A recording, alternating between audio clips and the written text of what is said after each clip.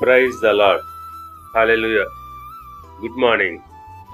ఈరోజు దేవుని వాగ్దానము కీర్తనల గ్రంథము 23వ కీర్తన 3వ వచనము. నా ప్రాణమునకు ఆయన సేద తీర్చుచున్నాడు. ఆమేన్. క్రీస్తునందు ప్రియులరా, విశ్వాసులకు ఈ లోకంలో అలసట, ఎన్నో విషమ పరీక్షలు తప్పవు. కొన్నిసార్లు వారు కృంగిపోయి నిరాశలకు గురి అవుతారు. అలాంటి సమయంలో మంచి కాపరి వారి దరిచేరి వారి ఆత్మలకు సేద తీర్చి వారిని ఊరడిస్తాడు. వారిలో ఆశలు, ఉత్సాహాన్ని కలుగజేస్తాడు.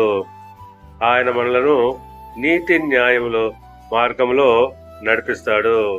యెషయా గ్రంథము 40వ అధ్యాయము 29వ వచనం ప్రకారంగా సొమ్మసిల్ల వారికి బలమిచ్చువాడు ఆయనే.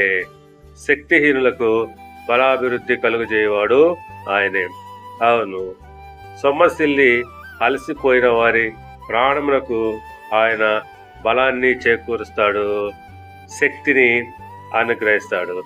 ఆ ప్రకారంగానే నిరాశలతో, నిస్పృహలతో, అలసిపోయి వేదనతో ఉన్న వారిని ఓదార్చి వారికి సేద తీరుస్తాడు. దేవుడు మిమ్మల్ని దీవించి ఆశీర్వదించి వర్ధిల్ల చేయునుగాక. ఆమేన్.